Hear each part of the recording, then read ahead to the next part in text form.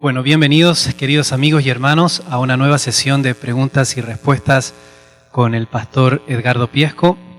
Hoy tenemos algo distinto. Hoy día vamos a tocar un tema específico que está muy vigente y que ha estado bastante en nuestra mente, en las conversaciones que hemos tenido con el pastor.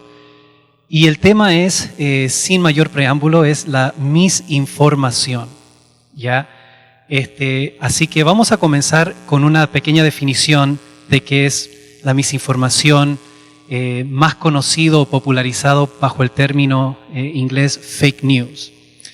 Aquí yo encontré una definición interesante. Dice así: la fake news o el fake news es información falsa, frecuentemente sensacional, divulgada bajo la apariencia de reportaje periodístico. Recordarán ustedes y usted, pastor, que el presidente de Estados Unidos popularizó esta frase, pero más allá del eslogan, me gustaría que hoy día conversáramos de la misinformación como un fenómeno sociopolítico que se ha trincherado en la cultura general y específicamente en la iglesia. Así que me gustaría preguntarle cómo es o cuándo se percata usted de este fenómeno y de su magnitud. Bueno, el fenómeno, pienso yo que en lo personal lo vengo captando hace algunos años. Precisamente no puedo decir cuántos, pienso que más o menos 4 o 5 años he empezado a tomar nota de la manipulación de la información.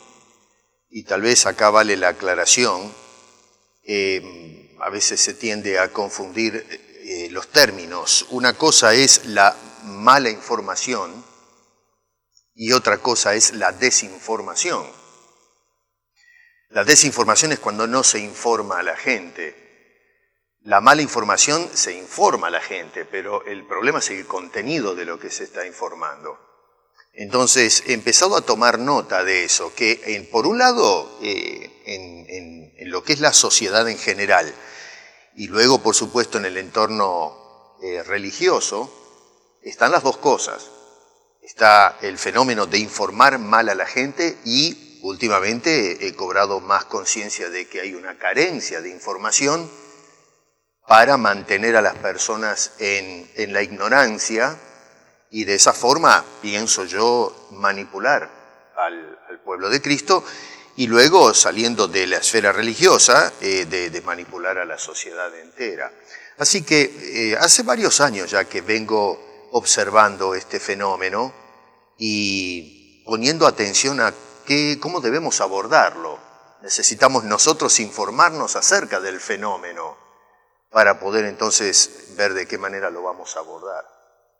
Y ¿usted ve una diferencia entre cómo se está manifestando esto aquí por estos países nórdicos, ¿no? Canadá, Estados Unidos, a cómo se está dando en Latinoamérica? Porque generalmente Latinoamérica está un poquito más atrasada a los fenómenos que pasan acá. Yo creo que en Latinoamérica hay un fenómeno muy interesante. Los latinoamericanos tenemos la tendencia de imitar mucho lo que sucede en Norteamérica y en Europa. Es común encontrar a la gente criticando. Hay un antiamericanismo o antieuropeísmo que ya es un asunto histórico. Hemos resentido en nuestra cultura latinoamericana toda injerencia de las llamadas potencias. Pero hay una ironía detrás de todo eso porque sí, es cierto, la gente critica a estas naciones, pero terminamos adoptando la cultura de estas naciones. Es cierto que hay defensores de nuestra cultura latinoamericana, pero la juventud siempre tiene la tendencia de actualizarse, rompe con los modelos tradicionales y empezamos entonces a importar a Latinoamérica la manera de hacer discursos, a veces las ideologías. Algunos pueden decir, bueno, pero la Latinoamérica en este momento se ha movido a una esfera de tipo socialista o más hacia la izquierda. Bueno, pero no nos olvidemos que esas prácticas comenzaron en Europa. A veces pensamos que nosotros vivimos en Latinoamérica en una isla y somos los inventores de todas estas ideologías, pero no eso lo hemos traído de Europa. Así que yo noto eso, que vamos adoptando estas prácticas, estas costumbres, y cuando se trata de utilizar la información o los medios masivos de comunicación, seguimos los mismos patrones. Es más, echamos manos de las compañías norteamericanas, que son las que han abierto el abanico con todos estos medios o estas redes de comunicación, Facebook, Google, y bueno, todas las cosas que se utilizan en estos días, ¿no? Eso viene de afuera. Sí, la verdad es que es bien interesante el fenómeno visto desde acá. Cuando uno lee artículos de periódicos en Latinoamérica, como fenómenos que están aconteciendo allá o que están empezando, específicamente aquí en Canadá, ya forman parte de la cultura. Estoy pensando en lo que vamos a tocar en un momento, lo que es la ideología de género y todo eso que se está queriendo imponer allá, y aquí ya en Toronto, en Canadá, esto es algo que venimos desde hace años ya experimentando. Y bueno, había estaba pensando para más o menos darle una idea a la gente, ¿no? De un ejemplo de la misinformación y de lo que podemos llamar pseudoperiodismo con todo esto del coronavirus. Ustedes se imaginarán que nosotros como iglesia estamos viendo la forma de abrir lo antes posible. Aquí en Ontario, en la provincia donde estamos, se ha abierto la economía en 3 fases. Estamos en la segunda fase, aquí en la ciudad de Toronto. Y una de las cosas que nos ha chocado es lo difícil que es encontrar información sólida, científica, datos específicos de lo que está pasando con el famoso COVID-19. Hemos tenido varias reuniones con el pastor, los diáconos, y la verdad es que no hemos logrado identificar la verdad de lo que está pasando. Y un ejemplo claro de esto, que la verdad es que parece chistoso, pero es bastante trágico en realidad, es todo lo que pasó con estas protestas que empezó en Estados Unidos tras la muerte, la horrenda muerte de George Floyd, y el movimiento Black Lives Matter, y cómo, bueno, se pasó por todo el mundo, ¿no? Pero inmediatamente después que salieron todas estas personas a protestar, comenzaron los medios de comunicación a decirnos que no había ningún riesgo en cuanto al contagio del COVID-19 a base de estas demostraciones, y tanto así que empezaron a salir estudio tras estudio, para de alguna forma legitimizar estas declaraciones, que la verdad fue bastante incoherente, porque para hacer un estudio de este tipo de fenómenos toma tiempo. Pero estos estudios salieron a la semana de que empezaron las demostraciones, lo cual no hace mucho sentido.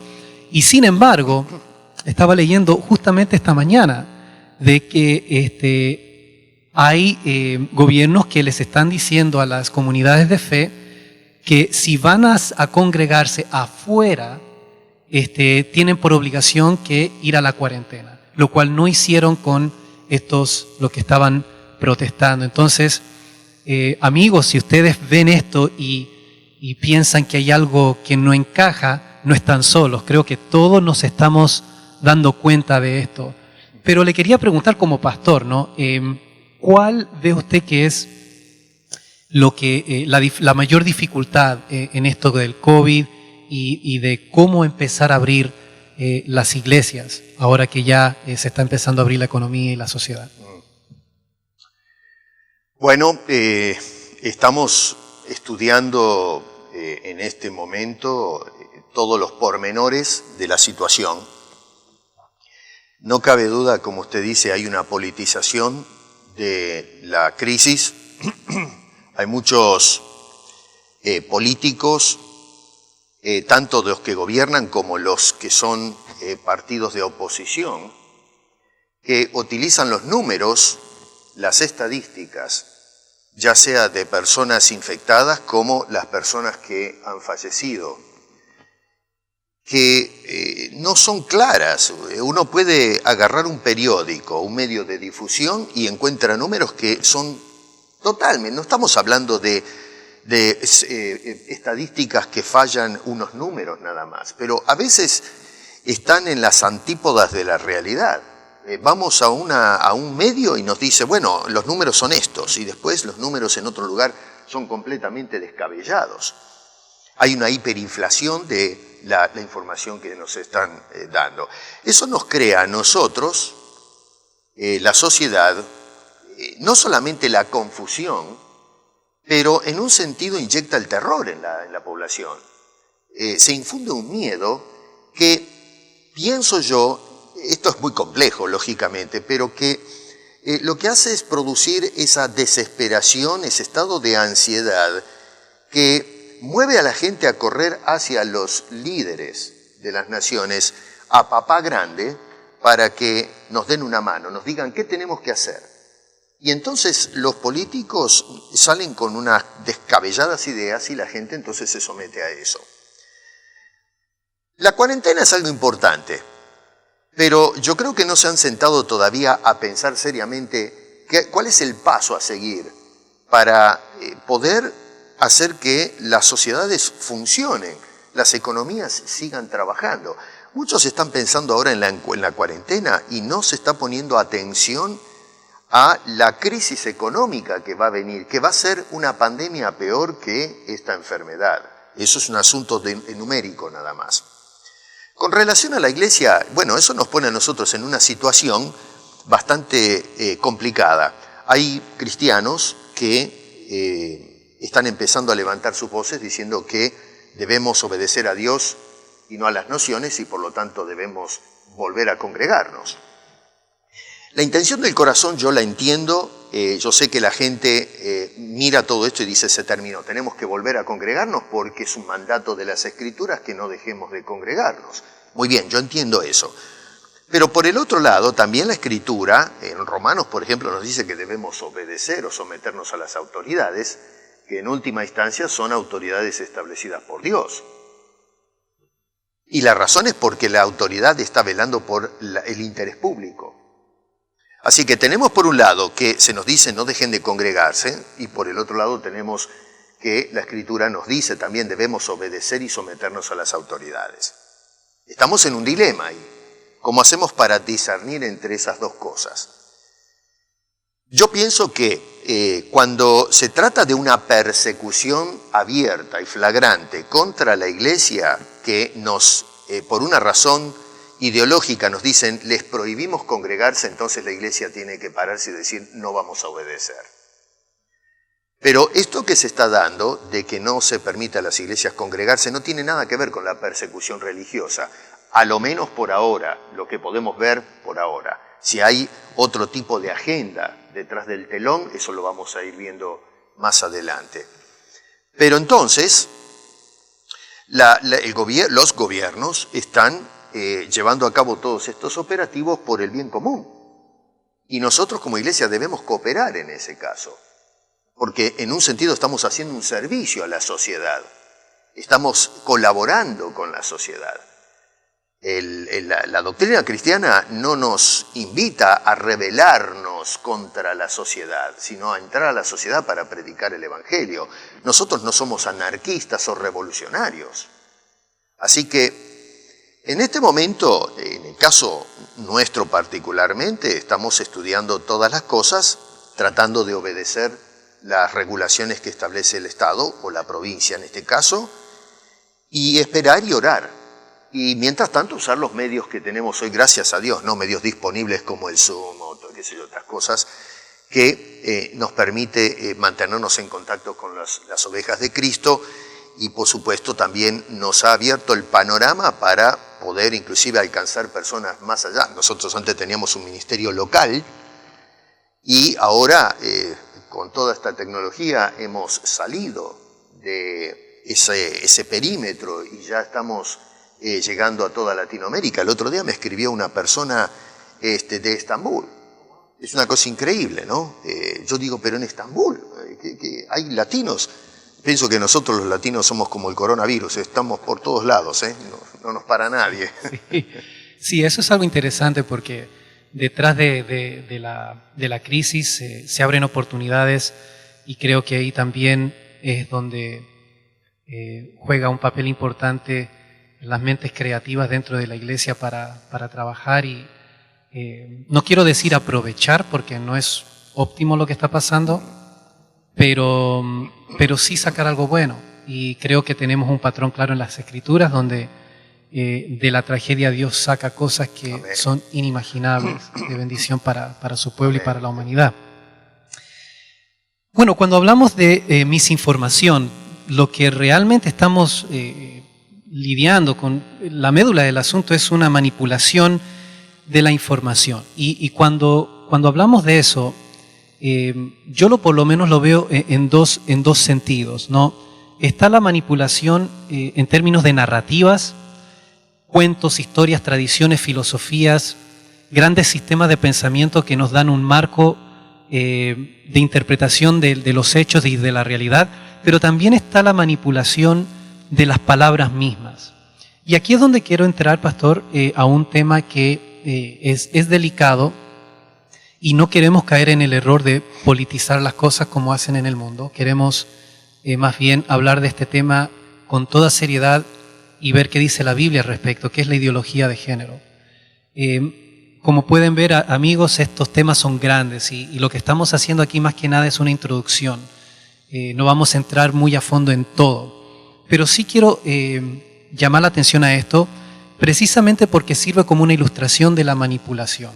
¿Qué es la ideología de género? Bueno, es una idea que se nos quiere vender acerca de la naturaleza humana, pero en parte de esa agenda está la imposición del uso del lenguaje, y un lenguaje inclusivo mediante el uso de pronombres que le llaman no binarios. O sea, ya zafamos de lo que es él y ella, y ahora se están inventando pronombres que son no binarios.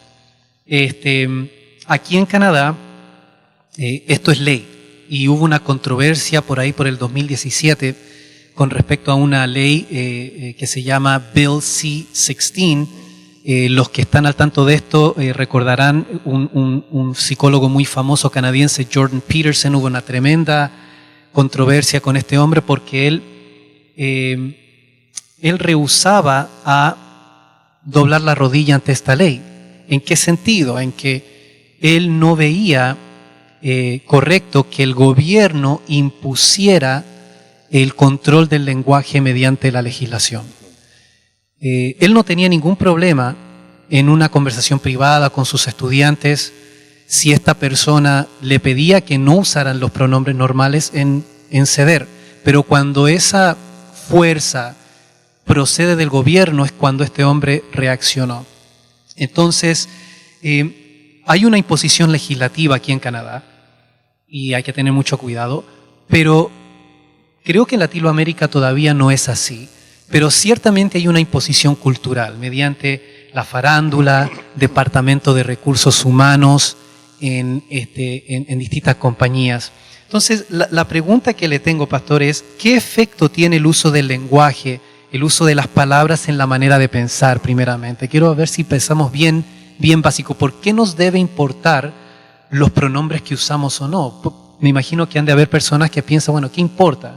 Si alguien quiere que se le diga ella o lo que sea, todas esas cosas. Sí. Bueno, es todo un tema eso. Acá hay, a ver cómo lo puedo plantear esto. En lo personal, veo que existen fuerzas espirituales. Yo sé que esto fuera de la esfera cristiana, esto no tiene cabida, lo que voy a decir, ¿no? Pero me interesa lo que dice la gente para poder conversar y presentar el Evangelio en última instancia. Pero no me preocupa mayormente si la gente está de acuerdo o no en escuchar mi opinión, mis creencias. Sí me interesa cuando se trata del pueblo de Cristo. Ahí entonces ya entramos en un terreno muy delicado, cuando el mundo se desborda dentro de la iglesia. Y la Escritura nos dice que debemos ser defensores de la verdad. La iglesia es un baluarte de la verdad, ¿no es cierto? Entonces la sostenemos, cuando se habla de columnas es algo que sostiene y el baluarte es el puesto de defensa. Así que la iglesia tiene esa misión. Pero otra vez, no se trata de imponer a la sociedad nuestras ideas. La Biblia nunca nos da una orden o un mandato de ir y por la fuerza meterle el evangelio a la sociedad de prepo. No, la Biblia dice id y haced discípulos. Así que vamos a predicar. Y lo tenemos en el ejemplo de Jesucristo. Jesús tenía todo el poder, ¿no es cierto? Era el Dios encarnado. Tal es así que cuando Pedro trató de defender al Señor cuando lo arrestaron, el Señor le dijo, para un poco, ¿no? ¿No sabes quién soy? Que tengo el poder, puedo hablar a mi Padre, inmediatamente tengo todo un ejército, ¿no? Pero tenía la capacidad y todos los recursos, no los usó. Era un pacifista, venía a hablar del mensaje de Dios a los hombres. Vendrá eventualmente el juicio, pero en este momento, en esta época de gracia, nuestra misión es predicar el Evangelio. Ahora, mi preocupación es que todas estas agendas que están dando vuelta hoy tienen un trasfondo que es espiritual, es siniestro. Yo sé que no, al mundo de afuera no le interesa este tema, no creen, ¿no es cierto?, en un mundo espiritual, y si creen en un mundo espiritual es desde una perspectiva mística o naturalista o cosas por el estilo. Por eso es que, entre otras cosas, no estoy de acuerdo con este lenguaje inclusivo. Y por el otro lado, algo que ya tiene que ver con la naturaleza del hombre, el lenguaje inclusivo en realidad es un pretexto para justificar patrones de conducta que son rechazados por las Escrituras. Entonces, el tratar de, cuando se habla de crear o inventar un nuevo lenguaje en donde se dice todes en vez de todos o todas, o cosas por el estilo, lo que en realidad se quiere es terminar con, por ejemplo, la heterosexualidad.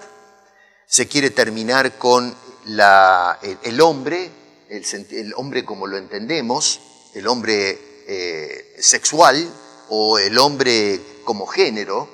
Y entonces, de esa manera, lo que tenemos es una mazamorra, en donde estamos todos mezclados y hace todo cada uno lo que le parece. Entonces, con esto es lo que se quiere hacer sencillamente, y yo sé que muchos dicen, no, ese no es el origen. Sí, ese es el origen. Cuando nosotros analizamos la ideología, el punto final es darle rienda suelta al pecado, al vivir cada uno como se le da la gana.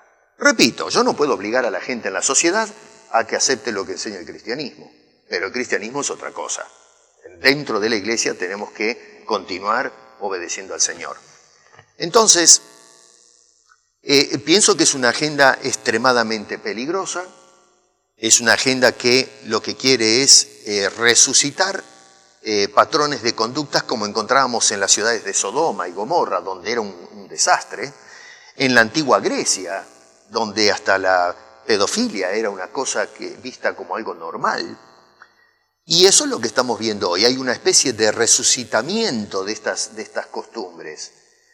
Y bueno, lo que vamos a ver es así como colapsaron aquellas sociedades por no mover las barreras de la moralidad, Eso es lo que vamos a ver nosotros en esta sociedad. Ahora está ya germinado, está madurando, va a seguir creciendo.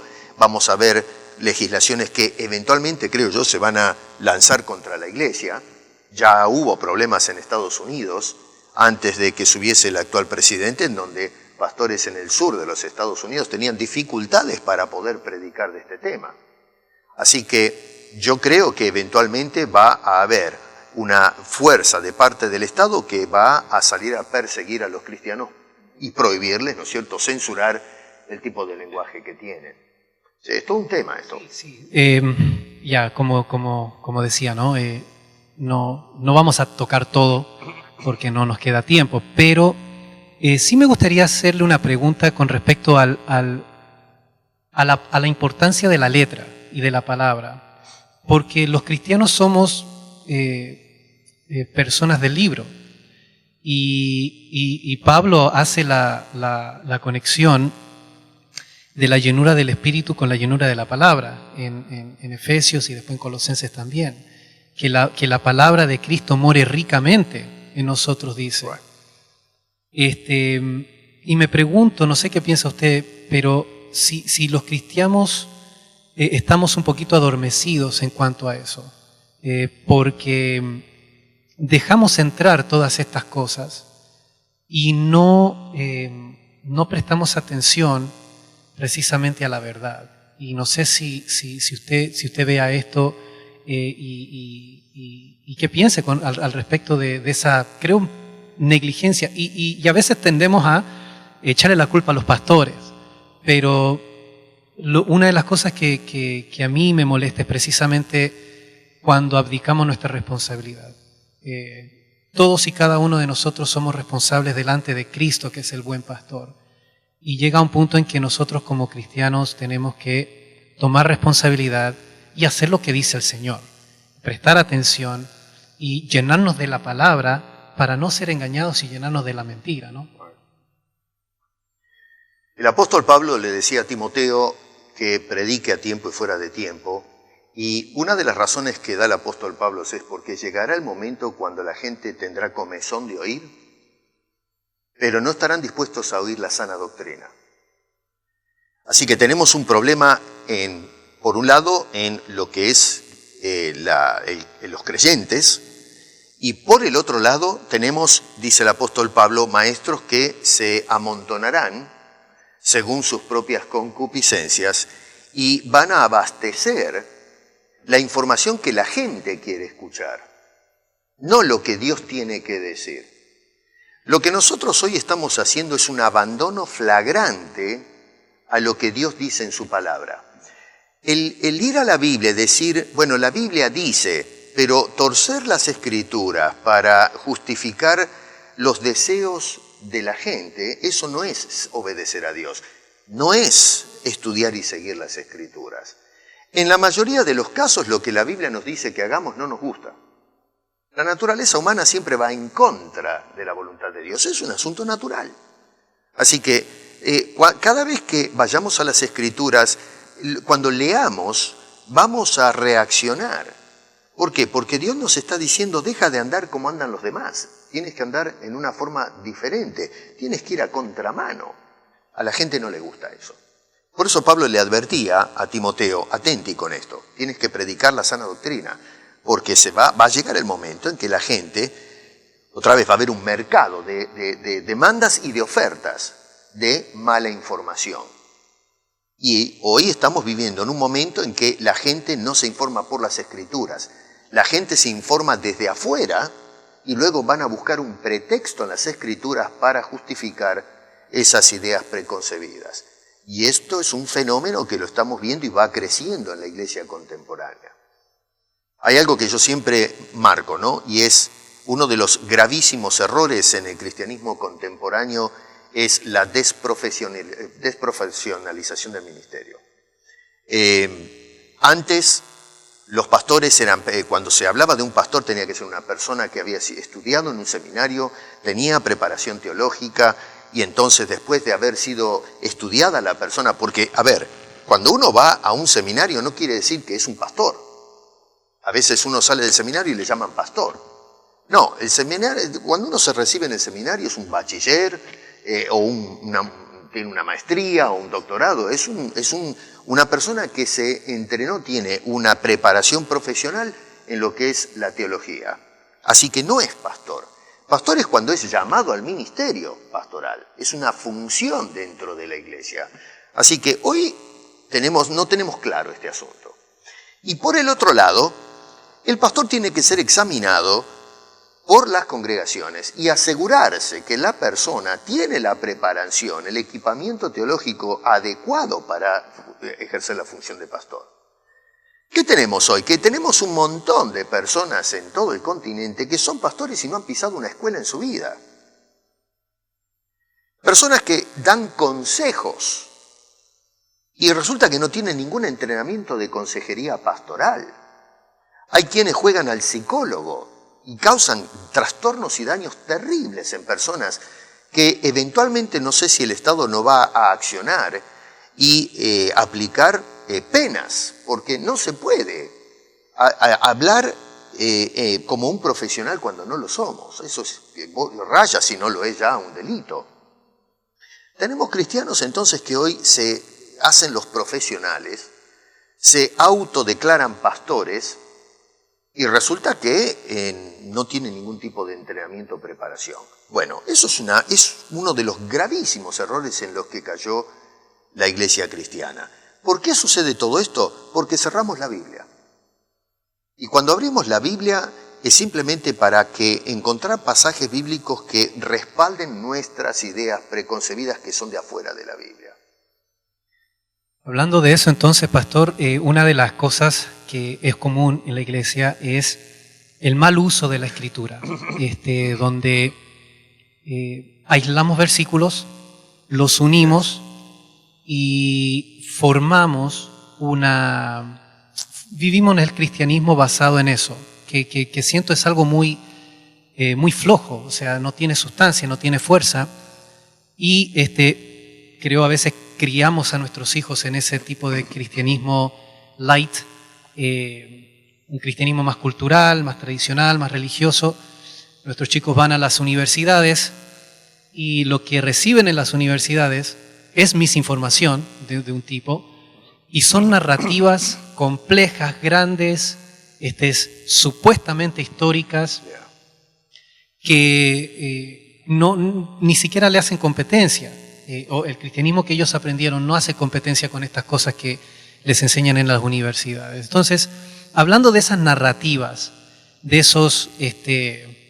esa cosmovisión que da sentido a todas estas ideas, me gustaría preguntarle dos cositas. Uno, volviendo al tema de la ideología de género específicamente, ¿cuál es la narrativa detrás? O sea, ¿cuál es la filosofía que da sentido a estas cosas? Porque claro, si alguien viene y nos dice, desde ahora en adelante, no vamos a usar más los pronombres binarios, tiene que haber una lógica. O sea, ¿cuál es esa lógica del por qué estas personas dicen que está bien? Y ¿cuál es la narrativa bíblica que está en contrapeso de esto y que siento que en la iglesia en realidad todavía no conocemos muy bien? Tenemos versículos, pero no entendemos lo que dice la Biblia. En cuanto a la narrativa es los argumentos que se utilizan para justificar la ideología.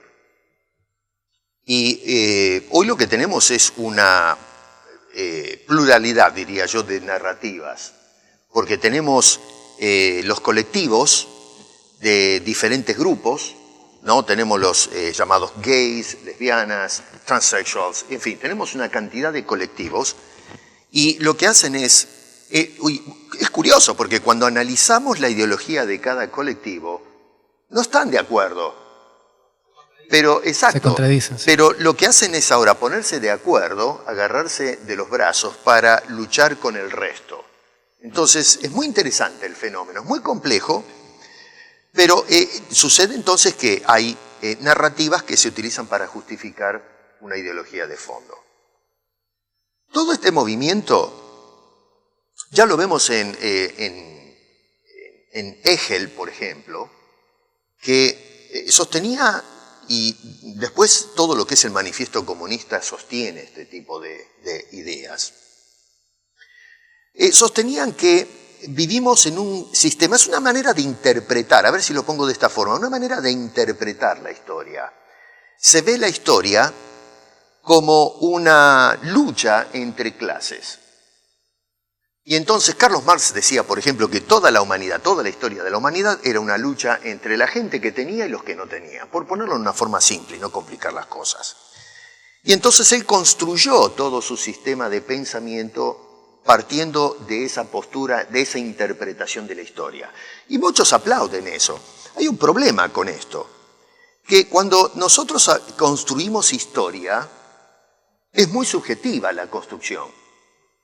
Porque si agarramos a un historiador, el historiador lo que hace es su investigación de los datos, los conforma y entonces escribe la historia según como él la estudió, como él la observa. Muchas veces vemos que hay otros historiadores que hacen el mismo análisis y llegan a otras conclusiones. Así que tenemos que tener cuidado con no hacer de la historia una especie de, no sé, de Biblia, que no tiene errores. Cada historiador mira la historia desde cierta perspectiva y la interpreta y entonces comienza a construir una narrativa que pruebe su punto, su tesis. Así que Marx hizo una interpretación de la historia. Las dos clases se impugnan y lo que hay que hacer es terminar con eso. Los experimentos marxistas no funcionaron. Muchos dicen que sí, algunos están tratando de ver si los pueden aplicar este marxismo contemporáneo que vemos en la América Latina. No le quieren llamar así, le llaman socialismo, progresista, qué sé yo. Pero en definitiva, en el fondo lo que tenemos... Su raíz es marxista. Exacto. Entonces, ¿qué pasa? Esto no ha funcionado, están queriendo hacerlo funcionar, pero estos colectivos, estas ideologías, lo que están haciendo es utilizando el mismo principio, ahora desplazando o moviendo la narrativa diciendo que la lucha de clases es entre el sector masculino y femenino de la sociedad.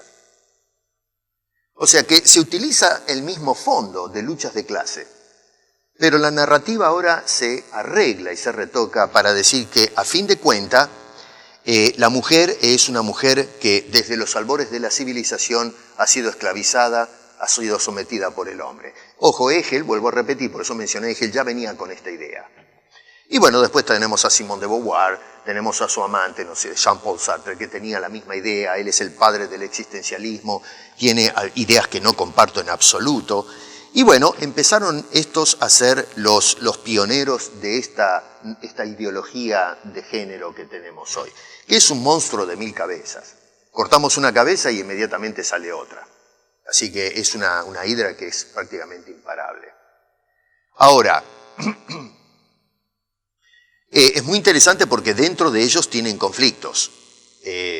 Yo pienso que ahora están colaborando, se solidarizan unos con otros, pero eventualmente cuando logren obtener la victoria en esto, entonces va a suceder el canibalismo. Sí, bueno, ese es un fenómeno que se ve, ¿no? Aquí en Toronto tuvimos hace un par de años precisamente un conflicto entre los movimientos LGBT y el movimiento Black Lives Matter cuando pasó. Y hubo un tremendo problema y ese canibalismo, me gusta como lo pone Pastor, es parte fundamental. Y me pregunto entonces, ¿por qué? ¿Cuál es el glitch en el sistema? Y me da la impresión que tiene que ver, si nos puede por favor elaborar un poquito con el posmodernismo y la idea de que no hay verdad absoluta. Entonces, lógico que van a surgir cosas contradictorias. Y la pregunta entonces es, ¿cómo la gente puede vivir con estas contradicciones? No, es imposible. Es más, el concepto de que todo es relativo es una contradicción tremenda. Los tiempos modernos, si podemos separar, no sé, otra vez esto es un poco subjetivo, ¿no? Hay diferentes maneras de separar la historia del pensamiento. Pero los tiempos modernos, desde el momento del despertamiento intelectual en Europa, y también en América, en realidad América trae las ideas de Europa, tenía la idea de que el hombre, gracias a la razón, a la deificación de la razón, y mediante la revolución industrial y científica iba a llegar al cenit de la humanidad. Y todo el mundo estaba entusiasmado con eso. Estábamos viviendo los tiempos modernos. La gente que vivía del agro específicamente, ahora las sociedades se industrializan y entonces empiezan a moverse hacia las grandes ciudades y comienza a aumentar la densidad demográfica, la situación económica de los pueblos aumenta, vamos para adelante. Va disminuyendo, contrariamente a la narrativa, ¿no es cierto? Iba saliendo la gente de la pobreza. Muchos piensan que en la época medieval la gente vivía tranquila debajo del arbolito, tomando mate y qué sé yo, comiéndose unas empanadas. Mentira, mentira, vivían en una miseria tremenda, los ranchos estaban con pisos de barro. Entonces, los tiempos modernos lo que hicieron es sacar a la gente. No quiere decir que solucionaron todos los problemas del mundo, pero salimos adelante. Este sueño se ve fracturado cuando estallan la Guerra Mundial, la Primera y la Segunda. Colapsa todo el sistema, los sueños que tenían los hombres de llegar a ese cenit se vino abajo y nace en un sentido lo que es el posmodernismo. Todo lo que se creía, todas esas verdades absolutas, los universales, terminan diciendo, no, cada uno es dueño de su verdad. Y entonces abrazamos una ideología relativista acerca de la verdad. Dice el relativista, no hay verdad absoluta, lo cual es una verdad desde su perspectiva, por lo tanto, es un sinsentido, y eso nos muestra, esto que estoy diciendo es el fiel reflejo de la contradicción de esta manera de pensar. Porque la persona dice no hay verdad absoluta y está presentando una verdad absoluta en esa afirmación. Es impresionante. Exacto, sí, sí. Cae de por sí, esa definición no tiene ningún sentido. Bueno, así es como nosotros evaluamos todas las cosas. Si realmente no existe la verdad absoluta y todo es relativo, entonces si a mí se me ocurre en algún país comer carne humana, ¿quién tiene el derecho moral de venir a decirme a mí, eso está mal? Bueno, está mal para ustedes, para nosotros no. Hay países en el mundo que dicen que, por ejemplo, maltratar a la mujer por parte del marido es correcto. Nosotros los occidentales decimos y pataleamos contra eso, decimos, eso es una aberración. Pero ¿qué derecho tengo yo? Si realmente estoy convencido que la verdad no existe, que es mi verdad, ¿qué derecho tengo yo entonces de censurar públicamente o crucificar a alguien que piensa que agredir a una mujer está mal? Y está mal, claro que está mal, por supuesto que está mal, tenemos que estar en contra de eso. Pero me estoy descalificando desde el momento que relativizo la verdad. Existe la verdad.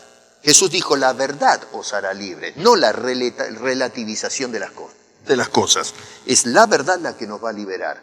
Debido a que hemos abrazado estas mentiras, hemos quedado como sociedad esclavizados al error y estamos observando el colapso de los sistemas políticos, los sistemas sociológicos, inclusive la economía, porque hemos considerado que la verdad es algo práctico para llevar a cabo nuestros proyectos. Bueno, lo estamos pagando muy caro eso.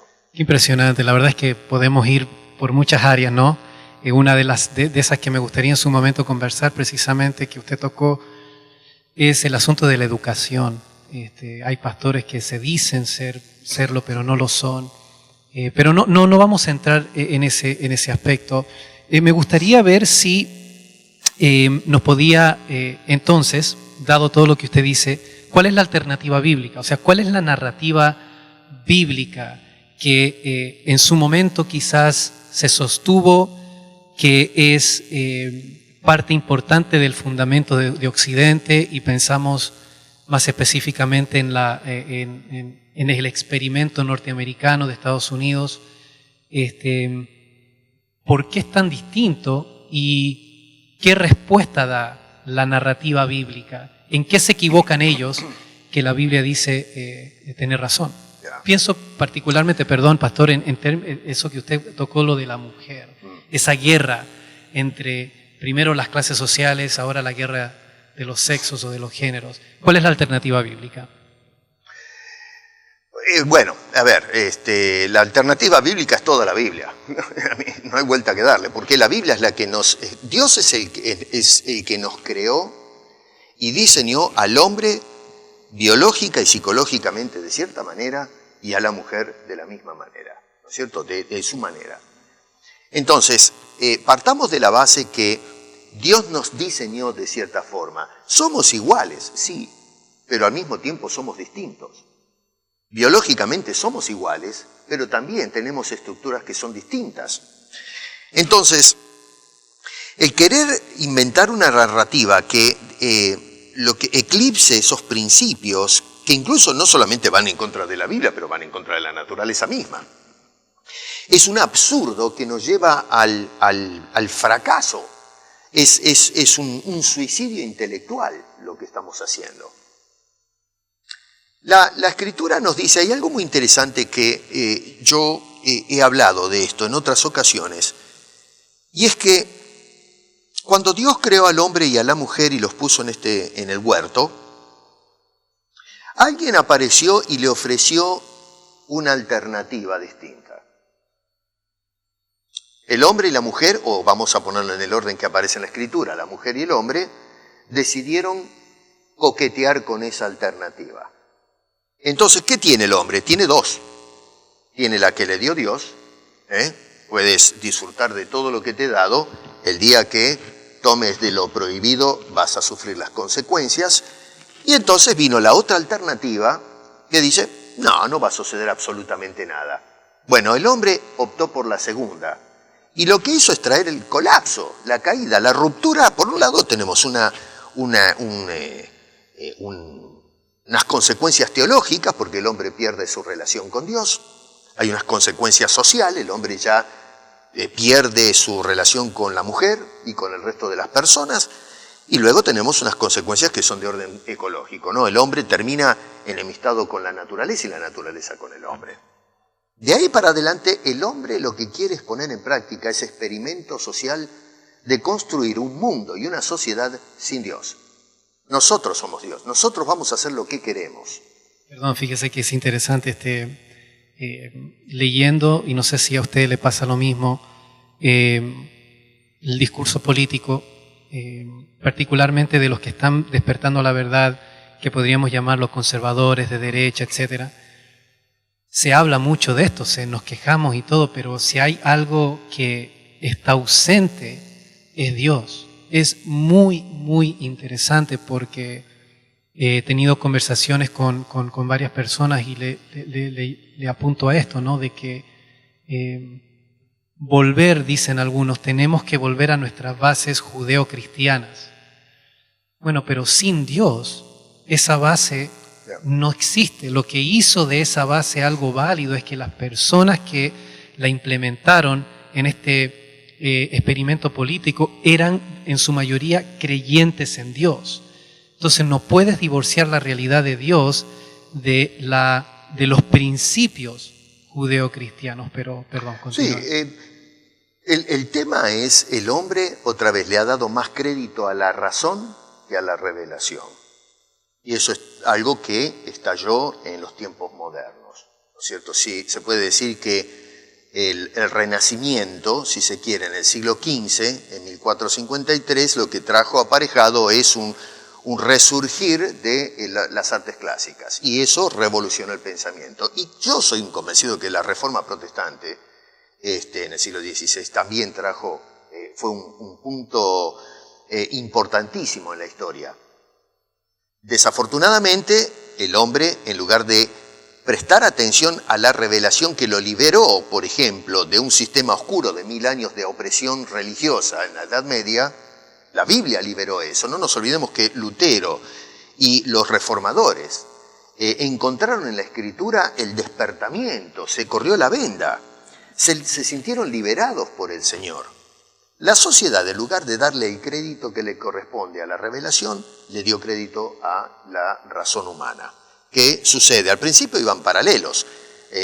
Nació el deísmo, el concepto de que Dios existe, creemos en Dios. Eso fue lo que sucedió en Norteamérica. Los padres del pueblo americano fueron mayormente deístas. No teístas, sino deístas. Creían en Dios, pero los asuntos humanos los manejamos nosotros.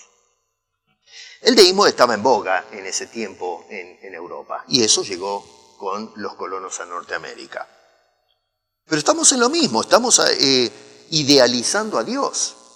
Seguimos con la premisa de construir un mundo y una sociedad, pero dejando a Dios de lado. Lo dejamos o en su oficina en el cielo y nosotros manejamos nuestras cosas aquí abajo a nuestro antojo, o, como sucede en un gran sector de las sociedades, no creemos a Dios, lo matamos a Dios, como decía Nietzsche, Dios ha muerto. Bueno, pero ahí es donde está el meollo del asunto. La narrativa de la Biblia, de principio a fin, es debemos retornar a Dios. No, si el hombre no retorna a Dios, el experimento que inició en el huerto del Edén nunca, jamás va a funcionar. Lo que tenemos es que el hombre ha inventado una cantidad de maneras de interpretar la existencia. Tenemos corrientes filosóficas, algunas que se oponen unos a otras. En la historia del pensamiento vemos cómo el hombre ha hecho esfuerzos para dar una explicación a la existencia, la creación, ignorando a Dios. Y bueno, es como un marino que va en alta mar sin brújula, ¿no? Da vueltas, no sabe para dónde va. Y hacemos el esfuerzo, sí, estudiamos, nos hacemos profesionales en las ciencias, investigamos, levantamos las piedras, agarramos los huesos, hacemos interpretaciones, pero seguimos en la lucha y no encontramos la punta del hilo. Y la razón es porque hemos dejado a Dios afuera de la ecuación. Entonces, la Biblia lo que nos está haciendo es un llamado a volver otra vez. Cuando hablamos de las bases apostólicas o la base cristiana, no es volver a una tradición religiosa. No, los apóstoles lo que hacían era predicarnos el regreso a Dios a través de Jesucristo. Ese es el tema de toda la Biblia. Es el llamado de Dios a criaturas perdidas por causa del pecado para que dejen de afanarse, de romperse la cabeza tratando de encontrarle una respuesta a las cosas, cuando las respuestas las tenemos todas en Dios. Por eso Jesús decía, la verdad los va a hacer libres. No lo que ustedes hacen de la verdad o cómo interpretan las cosas, lo que ustedes llaman que es la verdad. Los judíos decían, nosotros tenemos la verdad. Nosotros no somos esclavos. Cuando eran esclavos de Roma, eran esclavos del pecado, pero decían, no, nosotros estamos bien. Jesús dice, hasta que no amasen la verdad, ustedes no van a ser libres. Y el mundo, en esa sola declaración, cuando Jesús dijo, la verdad os hará libres, quiere decir que el mundo está esclavizado y que necesitamos escuchar y aceptar la verdad para que las cadenas de esa esclavitud se caigan y entonces vengamos a ser verdaderamente libres. ¿Y dónde la encontramos esa libertad? En la persona del Señor Jesucristo. Así que hay que volver a Dios. Tenemos que volver a Dios. Ese es el mensaje de toda la Biblia. Bueno, pastor, me gustaría entonces ya, para ir cerrando, que nos enfocáramos en la misinformación dentro de la iglesia. Que en términos que va a ser muy familiar a nuestros hermanos es la falsa doctrina, la mentira dentro de la iglesia. Entonces me gustaría preguntarle, en primer lugar, ¿cuál cree usted que es la doctrina o la línea doctrinal más perniciosa en la iglesia hoy en día? Y el otro aspecto de esta pregunta es la mentira y el cristiano. ¿Qué nos dice la Biblia acerca de la mentira en general y por qué es tan fácil para el cristiano incluso mentir? En primer lugar, la doctrina o la línea doctrinal más perniciosa y por el otro lado la práctica de la mentira. Bueno, yo estimo que en este momento lo que llamamos en el pasado movimiento carismático ha cobrado otro matiz y eso es lo peligroso. Antiguamente teníamos diferencias de fondo doctrinal, calvinistas, arminianos, ¿no? Metodistas que son también de línea arminiana, pero podíamos sentarnos a conversar, tener una discusión constructiva en materia de teología. Después de eso se ha levantado en los últimos años, y pienso yo que esto cobró mucha fuerza en la década del 80, con movimientos como el movimiento profético y apostólico, que empezó en ese entonces, pero hoy ha explotado, es una bomba atómica. Y lo que tenemos es personas que echan mano de estos títulos con el propósito de adjudicarse autoridad suprema sobre todas las personas. Inclusive hay algunos que se adjudican autoridad sobre las naciones. He escuchado oraciones donde dicen como apóstol sobre las naciones. Es una cosa terrible eso. No tiene ningún principio bíblico. Algunos dicen, sí, en la Biblia dice que se habla de apóstoles, citan a Efesios. Se hace una hermenéutica y una exégesis pésima de las Escrituras. Justamente volvemos hacia atrás por la falta de profesionalismo en los que enseñan la Biblia. No tienen preparación. Y lógicamente una persona que no sabe va a enseñar cosas que son incorrectas. Entonces lo que pienso yo es este neocarismatismo, este movimiento neoapostólico o neoprofético, que es una mezcolanza de Biblia con cosas paganas. Eso es lo peligroso.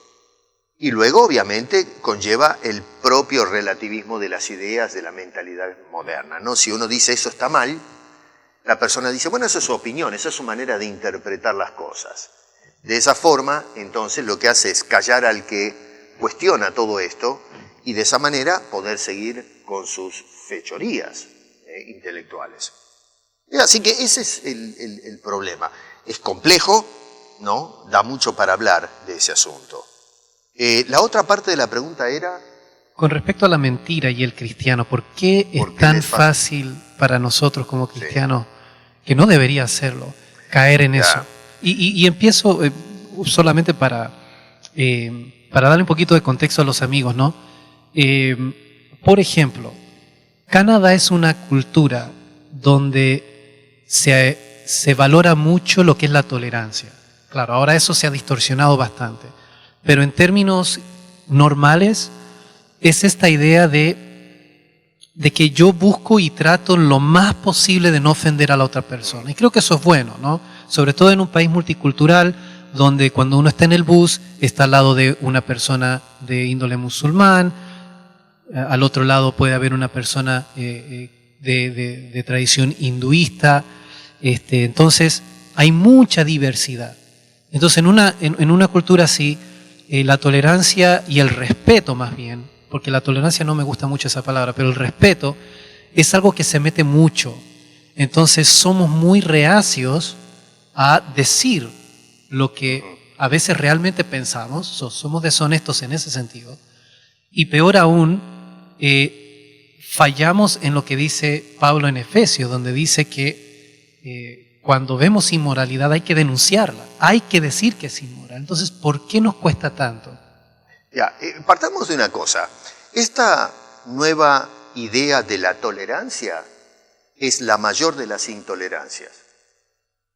Porque que una persona me diga que yo no puedo estar en desacuerdo con alguien porque tengo que ser tolerante, eso quiere decir que la persona no es tolerante con mis ideas.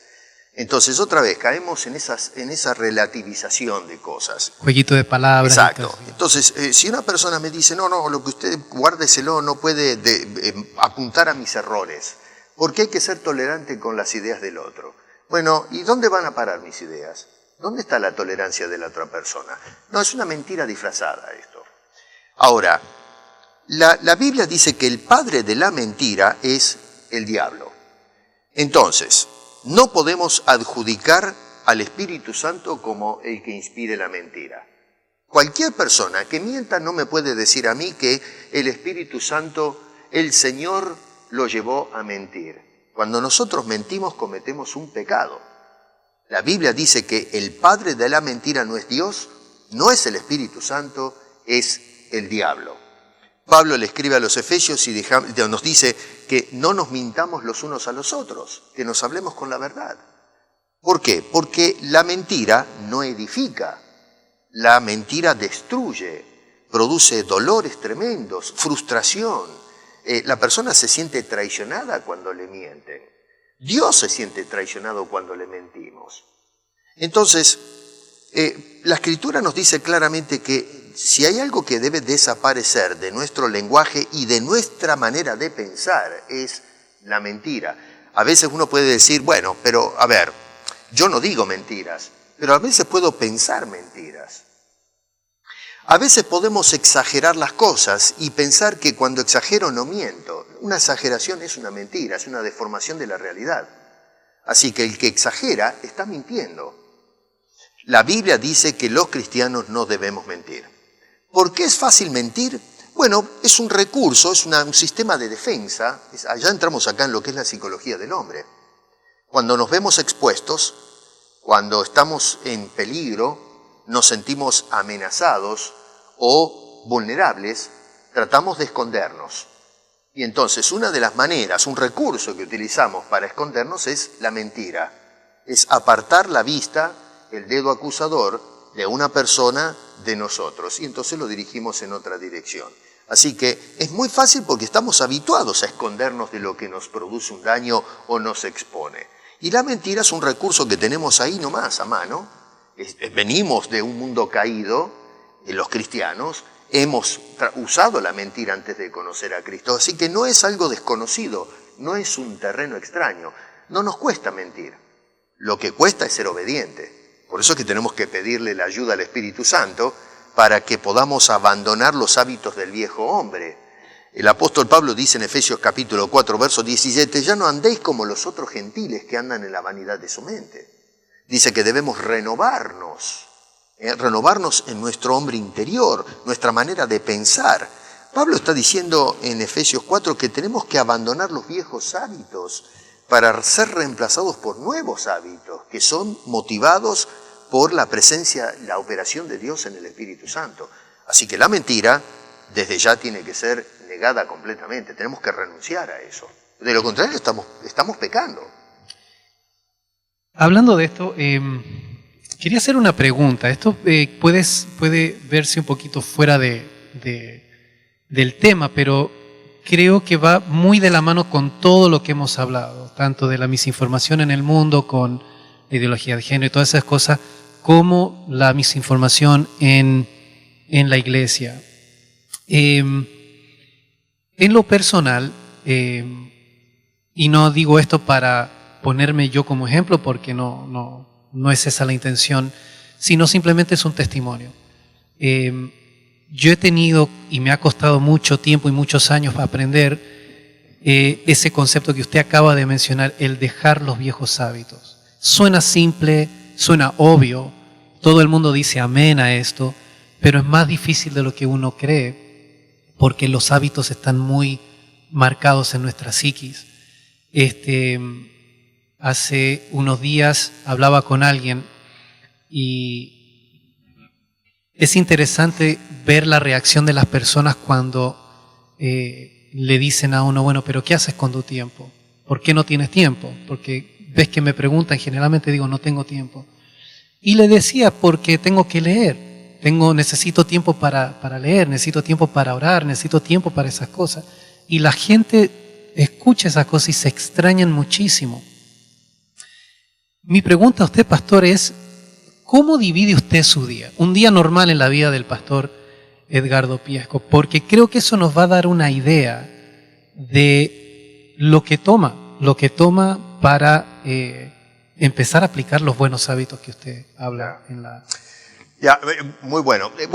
A ver, en lo personal, lo primero es, me levanto, caliento el agua, me hago un café y abro la puerta. En verano, ahora lo hago, en invierno no se puede hacer, pero en verano, por ejemplo, ahora estoy abriendo la puerta de la cocina, hay un balcón ahí, y mientras se calienta el agua, tengo una oración de acción de gracias. Miro al cielo y digo, Señor, hoy es el día que nos vienes a buscar, tal vez no. Le doy las gracias por el descanso, por levantarme vivo ese día. Le doy gracias por mi familia, mis hijas, y entonces le digo, ahora voy a comenzar la tarea de todos los días. Así que es una oración corta, pero es una acción de gracias. No pido nada en ese momento, es simplemente decirle gracias a Dios por la salvación. Son unos 10 minutos. Me preparo el café y me voy al escritorio. Y entonces ahí sí, ya tengo una oración. Tengo una reflexión que después comparto en el Facebook de la iglesia. Eso lo hago más o menos al mediodía. Y desde las 7 en adelante yo me hago un programa de estudios. Yo tengo que enseñar varias veces a la semana, entonces me demanda eso. Para mí es sagrado que si voy a enseñar algo tengo que estudiarlo primero. Me parece un absurdo decirle a la gente, Dios dice, cuando no aplico primero en mi vida lo que le voy a transmitir al pueblo. Entonces, en mi estudio hago traducción de las lenguas originales, eso lleva tiempo.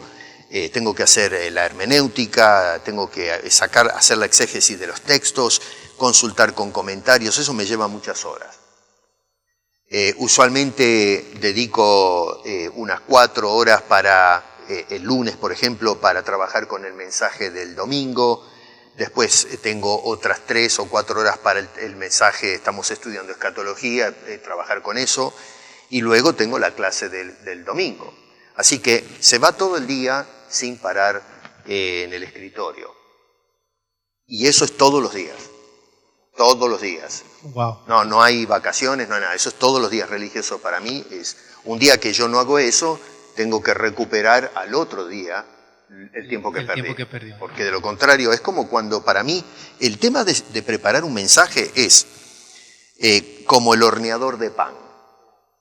Entonces uno hace la masa, prepara todo, pero tiene que poner ese pan en el horno y hay que sacarlo cocinado, porque si sale crudo no sirve. Entonces para mí tengo que hacer un trabajo de preparado de harina, amasado, hacer todo el asunto, ponerlo en el horno, darle su tiempo de cocción, cosa de que en lo que está de mi parte hago el mayor esfuerzo posible para darle al pueblo de Cristo lo que Él me mandó a hacer, que es alimentar las ovejas de Cristo. Es de Él. Ya. Exacto. Entonces, yo siento esa enorme responsabilidad. En ese proceso sí hay llamadas telefónicas de gente que piden consejería, gente que nos está escribiendo, ¿no? Hay muchos ahora que me escriben, eso es desbordante ya ahora, porque son mucha gente. Me mandan correos, consultas, algunos saludos, y estoy muy agradecido por eso. Después tengo que visitar gente. Tengo que dar consejería pastoral, a veces llegan a casa o yo voy o nos vemos aquí en la oficina de las instalaciones para poder ayudar en la parte pastoral. Así que eso lo que hace es que me tengo que disciplinar con el tiempo para poder cumplir con todo eso. Y después tengo una esposa, claro, su así familia, que tengo que también claro, ocupar el tiempo, trato, a menos que tenga alguna responsabilidad, de que cada vez que Gloria va a llegar del trabajo la estoy esperando. La recibo con un abrazo, un beso. Ya mis hijas se han casado todas, así que estamos los dos solos. Me gusta ponerle sus chancletas en el piso cuando ya entra, o sea, recibirla, que ella pueda entrar y sentirse feliz de llegar a casa.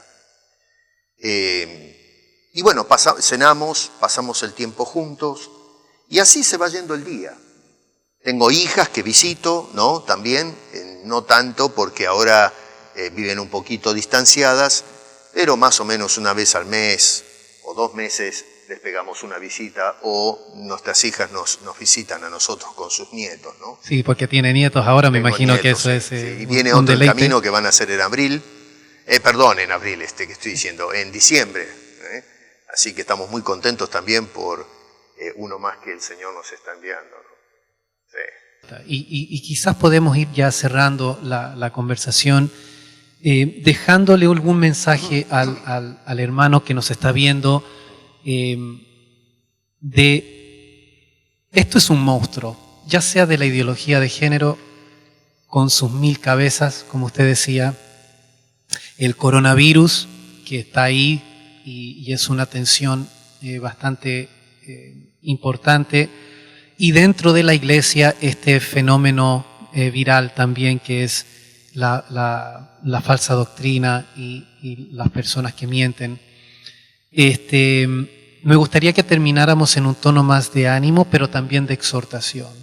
Creo que con el ejemplo que usted nos acaba de describir, una aplicación que podemos dejar es que tenemos que no caer en esa obsesión con el entretenimiento, que a veces el mundo se pasa todo el tiempo entreteniéndose, desconectándose de la realidad por los problemas. ¿qué otras cosas podría dar usted consejo al cristiano que mira este mundo y puede ser bastante abrumador? Recuerdo lo que Pablo le dice a Timoteo, un joven tímido, y le dice, acuérdate del Señor Jesucristo, sufre penalidades. Entonces, ¿qué nos puede decir? Bueno, existe hoy una falsa teología que si nosotros venimos a los pies de Cristo se van a resolver todos nuestros problemas. No, la Biblia nunca enseña tal cosa. De labios de Jesucristo vienen las palabras, en el mundo tendréis aflicción. Así que más claro que eso no puede ser. En el mundo vamos a tener que enfrentar problemas como todo el mundo enfrenta problemas. Lo que sí tenemos que cobrar ánimo de no desanimarnos porque el Señor prometió su presencia. El Señor va a navegar en medio de los problemas con nosotros. Es más, Él es el que está en el timón dirigiendo nuestras vidas para poder pasar la tormenta. Así que tenemos que cobrar ánimo en la presencia de Cristo en nuestras vidas. Nosotros tenemos el Espíritu Santo en nosotros. Es la presencia de Dios en nuestras vidas. Por eso somos un templo. Eso debería ya de por sí darnos un ánimo tremendo. La otra cosa, seguir el consejo de Pablo, que dice que pongamos la mira en las cosas de arriba y no en las de la tierra. Si hay algo que hoy el cristianismo está haciendo, y por eso se desanima, se desconcierta y se frustra, es porque estamos poniendo la mira en las cosas de abajo. Cuando la Biblia nos dice que nosotros no somos de abajo, no somos del mundo, estamos de paso, somos peregrinos por este mundo. Un tipo de esto lo tenemos en la trayectoria del Éxodo.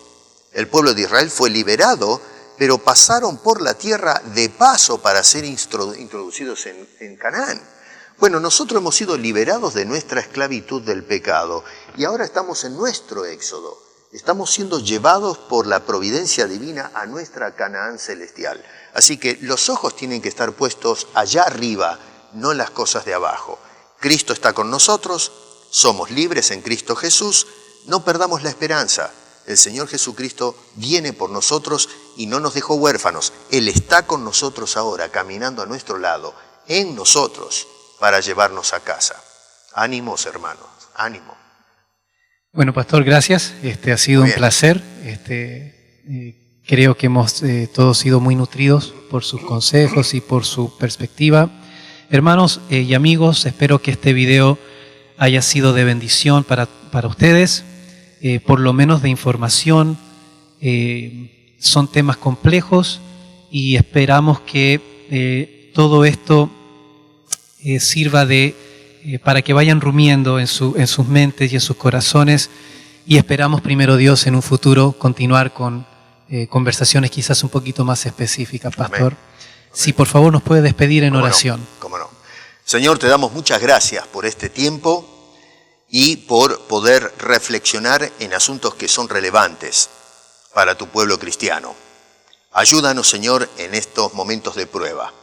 Te pido una bendición por todos los que nos van a estar viendo en este video y que puedas bendecir este ministerio. Señor, te rogamos por almas para Cristo. Ayúdanos a ser testigos en medio de estas tinieblas, porque te lo pedimos, oh Señor, en el nombre de Cristo Jesús. Amén. Amén. Gracias, pastor. Muy bien. Gracias, hermanos.